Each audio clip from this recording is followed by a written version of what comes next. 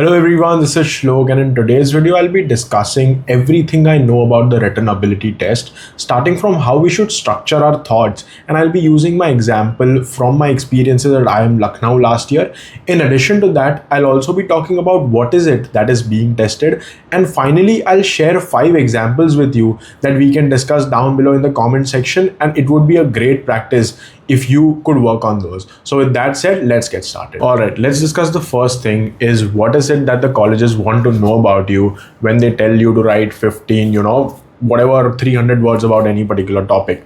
The first thing and the most important thing that they want to test is what is your thought flow, what is your thought process with which you approach any particular topic. So how I advise anyone who is going about this, I tell them that you cannot straight up start writing about your topic. You need to take 2 to 3 minutes in order to structure your thoughts. Now, what do I mean when I say you need to structure your thoughts? Let's take the example of the topic that I was given in the WAT of last year for IIM Lucknow. The topic I was given was, should Indian startups be regulated?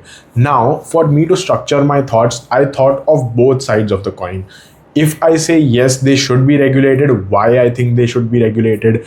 If I say no, they shouldn't be regulated, then I have to think about why they shouldn't be regulated, and I have to think of examples on both sides of these coins. Once I've thought of what points I should use for as well as against this particular topic, and I've thought of the examples as well, I need to be able to frame them in an effective and in a persuasive manner. So for that, my particular suggestion is to you that you outline everything that you're going to be discussing in the first line of your paragraph. Let's say you say right from the get-go, I don't want you taking sides. I want you to maintain a neutral stance in the beginning of the paragraph. So towards the end of the paragraph, there is a climax wherein you give your actual opinion. So that is a particular template that I follow. And one more pro tip over here that I want to discuss. Many people have asked me that should I use some sort of quote in order to start my WAT, and I say a blanket no to this.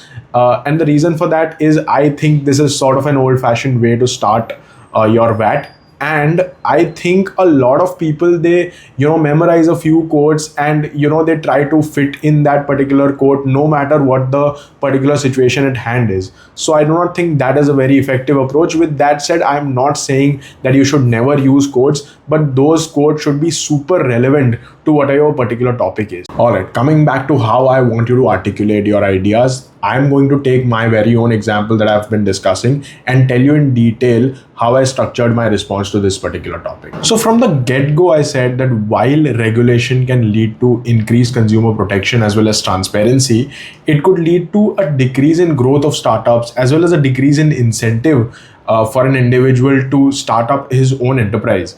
So what does that tell the interviewer? That tells the interviewer that this person has thought about both sides of the coin and he's going to give a balanced perspective, and at the end he will probably give us some sort of an opinion. So with that said, let's get into the first part, which is I talked about what are the advantages of regulation. In that regard, I've written down some points. I'll be talking about them. The first thing I talked about is how it will lead to increased amount of consumer protection. Here I gave the example of Paytm and RBI. That was in the news at the time last year around 2024 beginning. At the time, RBI was really wanting Paytm to comply with all of its regulatory requirements. I talked about that. Additionally, I'd been reading about the case of Elizabeth Holmes of Theranos in the USA. So that was a multi-billion-dollar scam that happened, and that was again a lack of oversight over startups. So I talked about that example as well, that how investors lost billions because of this particular oversight. So I talked about investor protection as well.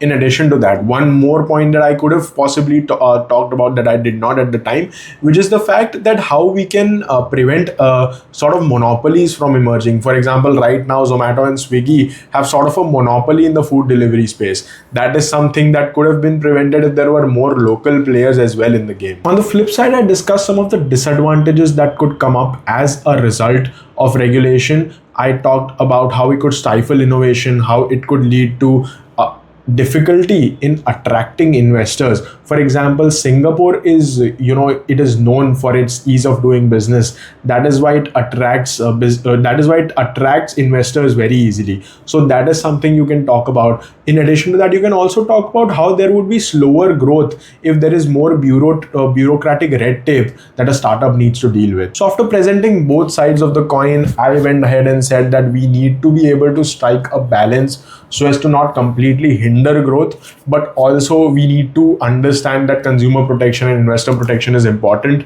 and regulation is especially important if the retail investor is involved. So I was supposed to, this is of course nothing groundbreaking. This is not something that an absolute genius would need to figure out, but you have to, or that is something I prefer. I prefer to give a balanced perspective, especially if the topic is sort of controversial or sort of a topic which does not have an obvious answer. Next is some general tips and tricks for you. The first thing I want you to do is at least write 10 WATs, and I need you to figure out through Reddit or through alumni or through whatever means that suit you. I need you to figure out what kind of WAT it is going to be. Is it going to be a typed out WAT? Which is sort of something you would write on a computer, or is it one that is written? For example, IIM Lucknow, they just gave me an A4 sheet of paper. There was no word limit. I just had to write as much as I possibly could in that both sides of that A4 sheet, and I was given 15 minutes. So under these constraints, I was given a topic. I had to write as much as I could. Now I don't know how XLRI is going to do their WAT, but you need to figure out how they're going to do it and practice doing those WATs in that format, at least 10 WATs. That really gives you a lot of confidence to think of something and to write it in that particular time limit. The next thing is I need you to take the first couple of minutes in order to structure your response.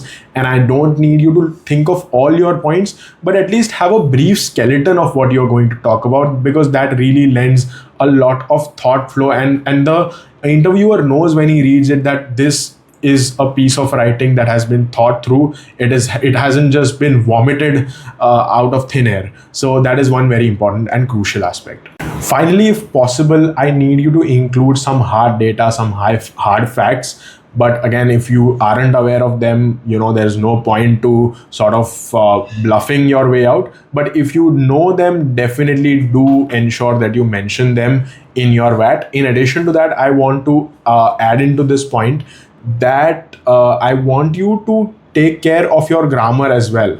I need you to keep at least 1 or 2 minutes at the end of your WAT, considering this is going to be a 15-minute WAT.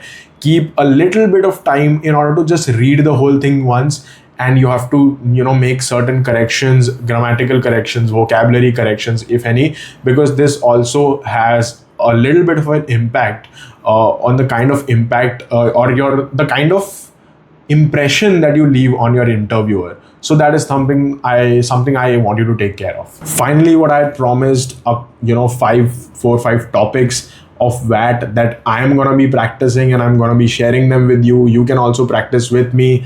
Write down below whatever your thoughts are on those particular topics. So the first topic, and a big shout out to IIMS Gujarat's Telegram channel from where I am sourcing these topics. So I just wanted to give a little bit of credit where credit is due. So the first topic that I wanted to share with you all is UPI revolution. Is it a step towards financial inclusion? ? So that's the first topic.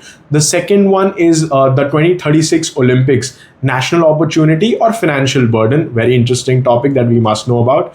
Impact of political stability on economic growth.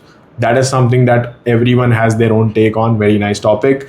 Digital activism, that is our next topic. Digital activism, a tool for misinformation or protecting democracy. One more thing, the next topic is the role of financial literacy in achieving economic stability and personal wealth. So I'll be writing all these topics down below in the pinned comment section below. Don't worry about that. You won't need to sort of note down while I'm speaking. So that's one thing. So I think that's a little bit from my side. I hope I was able to give you some sort of gist as to how to approach your WATs. How I am going to go about practicing them is I'm going to be writing about all these topics in the prescribed word limit, which is about 250 to 300 words. But again, as I said, if you are going to an IIM to write it, and it's going to be a handwritten WAT, there is no particular time limit. You can write as much as you possibly can. given that you fit it in one particular piece of paper. And the computer one is going to have some sort of typed out word limit, so you can follow the word limit in that case. So that's a little bit from my side. I hope I was able to help you out in whatever way I was. I don't know if I'm reiterating, but if I am, apologies for that. That's a little bit from my side, and bye bye.